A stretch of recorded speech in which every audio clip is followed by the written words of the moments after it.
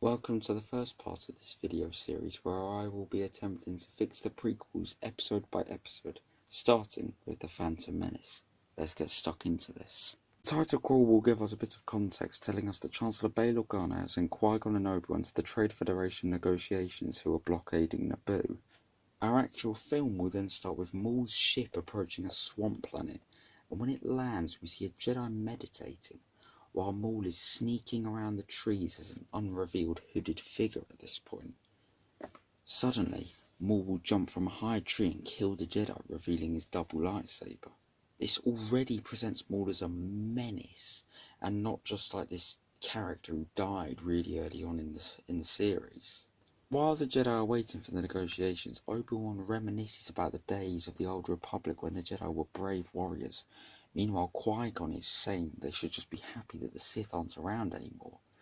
They escape from the negotiations and land on Naboo, being shown Otoh Gunga by Captain Tarpals, not Jar Jar, getting to Theed, rescuing the Queen and her friends, then escaping the blockade thanks to R2 and making it to Tatooine. And Qui-Gon, Padme, Obi-Wan and R2 go into Mos Espa, where we see some banter between Padme and Obi-Wan, a blooming relationship on the horizon, much like Han and Leia in Episode 5. They meet a 15-year-old unconfident, sheepish Anakin, who isn't a pod racer, but he did still build C-3PO. Qui-Gon senses the force power within Anakin, there's no midichlorians, which gets Obi-Wan jealous. He ends up in a bar skirmish with Sebulba, which Padme saves him from.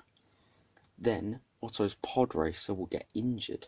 Anakin takes his place at Qui-Gon's request, and he ends up winning it, being freed. As they're leaving Mos Espa, Maul's probe droid sneaks up behind Qui-Gon, Obi-Wan and Anakin, which Qui-Gon slices in half, before Anakin says, "What is it, Master?"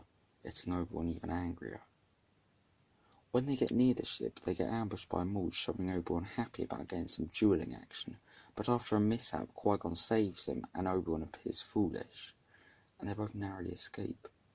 Back on the ship, Obi-Wan gets scolded by Qui-Gon for his mistake, putting his emotion more out of whack.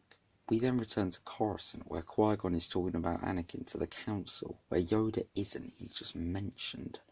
We then see Obi-Wan and Anakin waiting outside the Council chambers, which is when Palpatine, Overseer of Defense, this role is above the Jedi but less than the Chancellor, and he's basically the strategist essentially.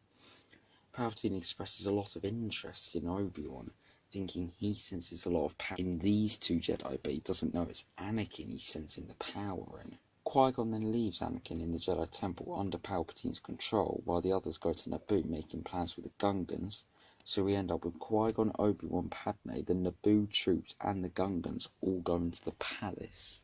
They all make their way through the palace pretty routinely, and before they meet Maul, instead of separating, they head in the same direction. Padme, the Gungans and Naboo troops reach Gunray, but just then Obi-Wan, Qui-Gon and Maul walk in, distracting everyone. As this whole battle, the three lightsaber wielders have just been a bit behind the others while they're battling droids. They're not involved, they're just a bit behind. So Gunray shoots Padme in the arm as everyone is distracted, causing Obi-Wan to rush to her aid, and Maul gets the upper hand on Qui-Gon, so everyone starts shooting at him. And as he escapes down the hallway, Obi-Wan, this might sound a bit far-fetched, throws his lightsaber and slices him in half.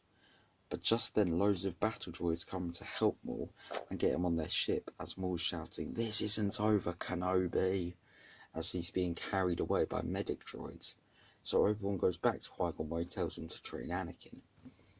Then, while Maul is on the ship, still cut in half, he goes on a hologram chat with Palpatine. In this chat, Palpatine reveals his interest in Obi-Wan, whereas Maul gets angrier since he now has a vendetta against him for what he's just done. The film then ends with Qui-Gon's funeral, as we get a final shot of Palpatine after Mace Windu talks to Ki-Adi-Mundi, once again not Yoda, about who the secret Sith Lord could be.